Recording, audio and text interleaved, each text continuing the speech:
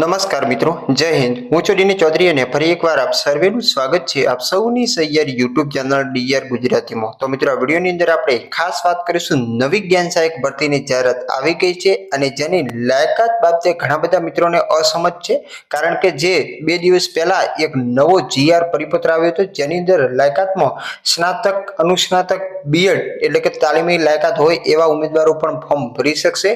જેની અંદર ખાસ ટાટ પરીક્ષા પાસ ન કરી હોય તો પણ તમે હવે ફોર્મ ભરી શકશો અને ફોર્મ ભરવાની પ્રક્રિયા ચાલુ થઈ ગઈ છે અને ત્યારે ઓનલાઈન ફોર્મ કેવી રીતે ભરવું એની પણ વાત કરીશું અને આ લાયકાત બાબતે જે તમારી આ સમજ છે એને પણ આપણે ચોક્કસ એની પણ વિગતવાર વાત કરવાના છીએ કે તમે કેવી રીતે સ્નાતક, અનુસ્નાતક, બીએડ છો તો ફોર્મ ભરી શકશો કે નહીં ભરી શકો એ આપણે જણાવીશું। તો વિડીયો છેલ્લે સુધી જોતા રહેજો। ચેનલ પર નવો તો સબસ્ક્રાઇબ કરી બેલ આઇકન પ્રેસ કરી દો એટલે આપણા નવા વિડીયોની કાયમી નોટિફિકેશન મળતી રહે। તો ચાલો વિડીયો શરૂ। તો ઘણા બધા મિત્રોનો ખાસ પ્રશ્ન હશે કે ફોર્મ કેવી રીતે ભરવું, વેબસાઇટ કઈ છે? તો જ્ઞાન સહાયક SS ગુજરાત એવું તમે લખશો એટલે નીચે જ્ઞાન સહાયક માટેની જે વેબસાઇટ છે એ ખાસ માધ્યમિક, ઉચ્ચતર માધ્યમિક માટે અલગ છે તો એ ઓપન થઈ જશે।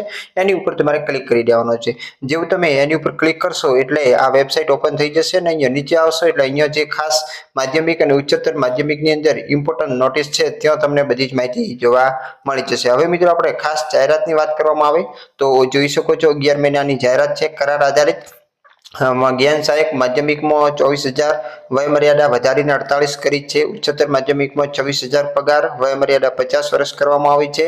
બાકીનો જે ઠરાવની વિગતો આપણે ઓલરેડી જોઈ લીધી હતી અને જે ખાસ મિત્રો લાયકાતની વાત કરવામાં આવે તો જે પરિપત્ર આવ્યો હતો એમાં જ્ઞાન સહાયકની સેવાકીય વ્યક્તિઓ અંતર્ગત શૈક્ષણિક લાયકાત માટે આ જાહેરાતથી પ્રથમ તબક્કે માત્ર દ્વિસ્તરીય ટાટ માધ્યમિક અને ટાટ ઉચ્ચતર માધ્યમિક એ જ ઉમેદવારો અરજી કરી શકશે।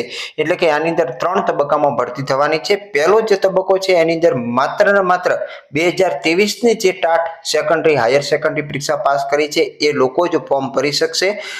ખાલી જગ્યાના પ્રમાણ પછીના તબક્કામાં જ્ઞાન સહાયકની શૈક્ષણિક લાયકાત કોઈ પણ વર્ષની અંદર જો તમે ટાટ પાસ કરેલ હશે તો તમે ફોર્મ ભરી શકશો। એટલે કે બીજા તબક્કામાં ખાલી જગ્યાઓ રહેશે, પહેલો પૂરો થાય અને પછી બીજો તબક્કો આવશે। બીજાની અંદર તમે કોઈ પણ વર્ષમાં ટાટ પાસ કર્યું હશે તો ફોર્મ ભરી શકાશે અને એના પછી પણ ખાલી જગ્યા રહેશે તો છેલ્લા તબક્કામાં માધ્યમિક વિભાગ માટે શૈક્ષણિક લાયકાત સ્નાતક અને વ્યવસાયિક સ્નાતક એટલે કે બીએડ હોવું જોઈએ અને ઉચ્ચતર માધ્યમિક માટે ખાસ તમારી પાસે અનુસ્નાતક અને બીએડ લાયકાત ધરાવતા ઉમેદવારોની અરજીઓ મંગાવવામાં આવશે। તો હાલ માત્ર ને માત્ર 2023 ના મિત્રોના જ ફોર્મ ભરાય છે, અન્ય ફોર્મ ભરાતા નથી। એ ખાસ મિત્રો તમારે ધ્યાન દોરવું। ઓનલાઈન અરજી માટેની સંપૂર્ણ વિગતો આપેલી છે જે તમારે વાંચી લેવાની। અગત્યની તારીખની વાત કરવામાં આવે તો 9/7/2026 ના બપોરે 2 કલાકથી ફોર્મ ભરવાની પ્રક્રિયા શરૂ થઈ ગઈ છે। છેલ્લી તારીખ છે 15/7/2026 ના રાત્રે 12 કલાકે। મેરિટ લિસ્ટ 18/7/2026 ના બપોરે 2 કલાકે આવી જશે। એના પછી પ્રથમ જિલ્લા પસંદગીનો વિકલ્પ 20 તારીખને સોમવારને મળશે, બીજો જિલ્લા પસંદગીનો વિકલ્પ 22 તારીખને બુધવારને મળશે અને ત્રીજો વિકલ્પ તમને 24 અને શુક્રવારના રોજ મળશે।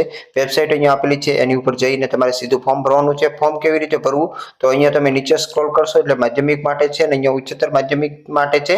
તો જેવું ક્લિક કરશો એટલે તમારા જે ટાટના નંબર છે એ અહીંયા વિગતો બધી નાખવાની છે, પાસવર્ડ નાખી લોગિન કરી અને આગળનું ફોર્મ પૂરું કરવાનું। તો આ રીતનું છે। જગ્યાઓ બાબતે ખાસ કોઈનો પ્રશ્ન હોય તો પણ તમે અહીંયાથી જગ્યાઓ જોઈ શકશો, અહીંયા આપેલી છે। જે ગવર્મેન્ટ સેકન્ડરીની જગ્યાઓ છે, પછી અહીંયા જે ગ્રાન્ટેડ છે એના માટેની છે, મોડલ છે, પછી જે ટ્રાઇબલ સ્કૂલ છે, RMSS સ્કૂલ છે, એ તમામ વિગતો આપેલી છે। જે ડોક્યુમેન્ટ વેરિફિકેશનના કેન્દ્રો પણ અહીંયા આપેલું છે એ જ રીતે બાજુની અંદર તમે જોઈ શકશો માધ્યમિકનું, ઉચ્ચતર માધ્યમિક બંનેનું આપેલું છે। તો ખાસ જે લાયકાત બાબતે પ્રશ્ન હતો એનો સોલ્યુશન મળી ગયું છે। આવી જ માહિતી આપણી ચેનલ પર મળતી રહેશે। તો ભૂલતા નહીં, ફરી મળશું નવી વિડીયો સાથે, નવા વિડીયોની અંદર। ત્યાં સુધી જય હિન્દ, જય ભારત। Thanks for watching.